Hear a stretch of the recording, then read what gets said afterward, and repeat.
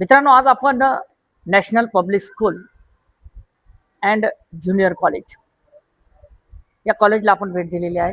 याचं कारण असं आहे की नेमकं या शाळेमध्ये दर्जेदार शिक्षण कशा पद्धतीने दिले जाते, विद्यार्थ्यांचा सर्वांगीण विकास या ठिकाणी कसा होतोय आणि कोणकोणते विषय या शाळेमध्ये आहेत आणि मुलांचा राहिलेला विषय म्हणजे मुलांच्या अंगामध्ये असणारे जे सुप्त गुण आहेत त्या सुप्त गुणांना वाव ही शाळा कशी देते. थेट आपण जे संस्थेचे जे अध्यक्ष आहेत आदरणीय रिजवान सर त्यांच्यासोबत आपण आज संवाद करणार आहोत. सर, हार्दिक स्वागत, सुस्वागतम. धन्यवाद. आज या ठिकाणी ही जी शाळा आपण येथे चालवत आहेत त्या शाळेच्या संदर्भामध्ये आज या ठिकाणी 1 महिना सुरू होऊन या ठिकाणी शाळा झालेली आहे. काय सांगणार सर?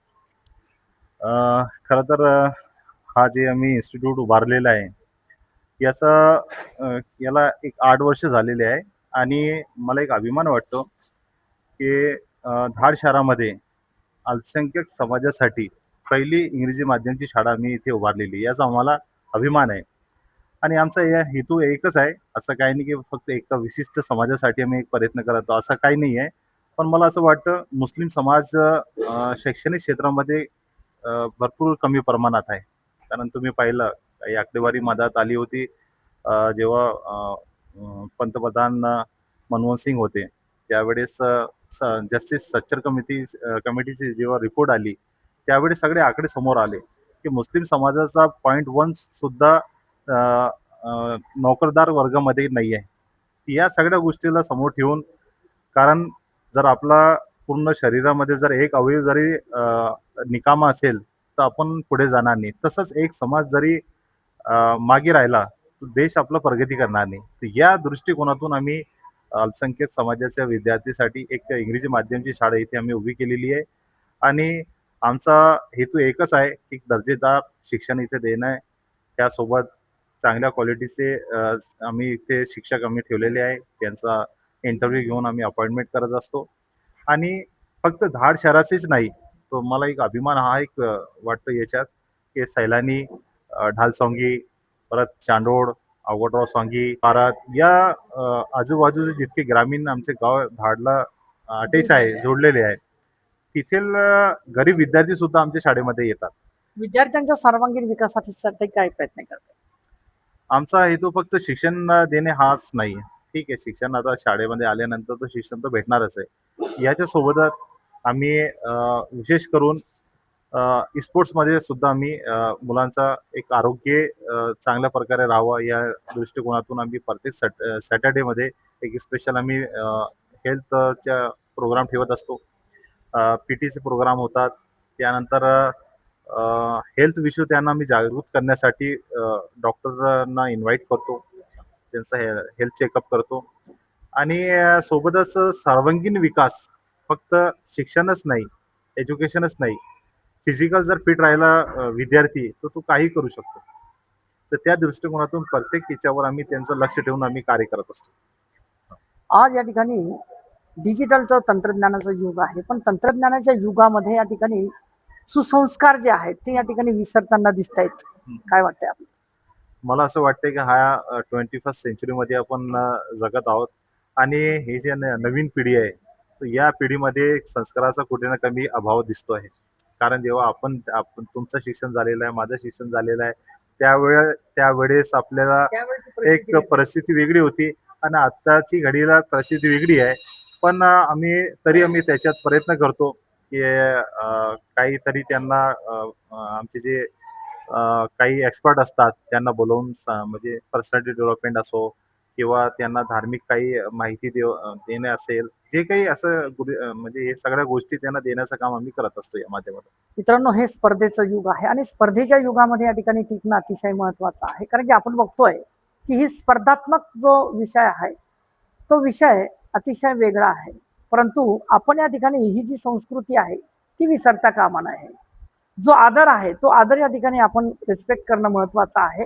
आज सर या ठिकाणी आपण बघतोय की विविध विषय या ठिकाणी शिकवले जात आहेत शाळेमध्ये, परंतु तुमच्या शाळेमध्ये या ठिकाणी 3 विषय या ठिकाणी प्रामुख्याने शिकवले जात आहेत: इंग्रजी, मराठी आणि उर्दू. त्याबद्दल काय सांगा? खरं म्हणजे विद्यार्थ्यांचा आम्ही सर्वात अगोदर तुम्हाला विषय बोललो होतो तर सर्वांगीण विकास. आणि फक्त इंग्रजी माध्यम आहे म्हणून फक्त इंग्रजीच शिकवायला पाहिजे असं काही नाही. कारण कसं आहे, मराठी आपली जी आहे तो महाराष्ट्राची मातृभूमी भाषा आहे. त्याच्यासोबत उर्दू जी आहे तर आमची मदर टंग आहे आमची. त्या हिशोबाने अल्पसंख्याक समाजामध्ये, मुस्लिम समाजामध्ये उर्दूचं पण एक ज्ञान आहे. कारण उर्दू जे आहे तो एक म्हणजे अल्लामा इक्बाल, मीर गालिब, मीर तकी मीर असे आपले मोठमोठाले जे पोएट गेलेले आहे. कारण त्यांनी पण उर्दूमध्ये नाव कमावलेलं आहे आणि देशासाठी त्याने भरपूर लिहिलेलं आहे. तर त्या दृष्टिकोनातून आम्ही प्रत्येक आमच्याकडे उर्दू, मराठी, हिंदी आणि इंग्रजी या चारही जी लँग्वेज आहे ते शिकवले जातात. बरं, पुढचा काही संकल्प वगैरे काय आहे का आपला काही, की कारण की आज या ठिकाणी हे मोठं एक शिक्षणाचं दालन आपण या ठिकाणी खोललेलं आहे. आम्ही जे नॅशनल पब्लिक इंग्लिश स्कूल आणि ज्युनियर कॉलेज इथे उभारलेलं आहे. तुम्हाला एक आणखीन एक सांगू इच्छितो. आम्ही एकदम अल्प प्रमाणात आम्ही इथे फीस घेत असतो. एकदम कमी याच्यात आम्ही यांना दर्जेदार शिक्षण, सगळं तांत्रिक जे काही ॲडव्हान्स टेक्नॉलॉजी आहे त्याचा उपयोग करून जास्तीत जास्त त्यांना कशा प्रकारे आम्ही त्यांना एज्युकेट करू शकतो त्या दृष्टिकोनातून आम्ही काम करत असतो. भविष्यामध्ये भरपूर गोष्टी आहे. फक्त स्कूल आणि ज्युनियर कॉलेजच नाही, पुढे भरपूर आणखी शैक्षणिक क्षेत्रामध्ये भरपूर कार्य करण्याची तुंग भरारी घेण्याचा प्रयत्न प्रयत्न आहे. आहे. सर, या ठिकाणी आणखीन एक विचार असं वाटतं की आपण हे जे महाराष्ट्र शासनाच्या जे नियमानुसार काही इथे या ठिकाणी शिक्षण त्या पद्धतीने येथे दिले जाते. हो, जे काही म्हणजे महाराष्ट्र गव्हर्नमेंटने जे काही रूल्स रेग्युलेशन जे काही ठरलेलं आहे, जे काही सिलेबस आम्हाला दिलेला आहे, त्या सिलेबसच्या हिशोबानेच इथे सगळं शिक्षण दिलं जातं. मित्रांनो, हे होते आपल्यासोबत रिजवान सर, कारण की आपण त्यांचा खडतर प्रवास या ठिकाणी जवळून बघितलेला आहे. कारण शून्यातून विश्व निर्माण करण्याची ताकद या माणसामध्ये आहे. या सगळ्या गोष्टी करत असताना मला असं वाटतंय, एक प्रेरणादायी शेर मला नेहमी मी बोलत असतो माझ्या भाषणामध्ये आणि सर्वांसाठी एक प्रेरणादायक शेर आहे. हमने चाहा ही नहीं कि हालात बदल सकते थे. हमने चाहा ही नहीं कि हालात बदल सकते थे. गिरते गिरते भी कई लोग संभल सकते थे. हम तो ठहरे ही रहे झील की पानी की तरह. हम तो ठहरे ही रहे झील की पानी की तरह. दरिया बनते तो कहीं और निकल सकते थे. दरिया बनते तो कहीं और निकल सकते थे. कारण माणसाने जर एकदा मनामध्ये जर काही गोष्टी जर ठरवली तर ते काही करू शकतो. ह्या शेअरच्या माध्यमातून मी तुम्हाला सांगू इच्छितो. ह्या शेर बद्दल एक मला 4 ओळी या ठिकाणी आठवल्या की सत्य की दिशा में हजार हजार शास्त्रों का इतना मूल्य नहीं है जितना कि अपने द्वारा उठाए गए एक कदम का होता है. अरे उसकी फिक्र मत करना कि रास्ता बहुत लंबा है. अरे उसकी फिक्र मत करना कि रास्ता बहुत लंबा है और लंबे रास्ते भी एक एक कदम बढ़ाकर पूरे हो जाते हैं. तो चलिए अपनी मंजिल की ओर, तो चलिए अपने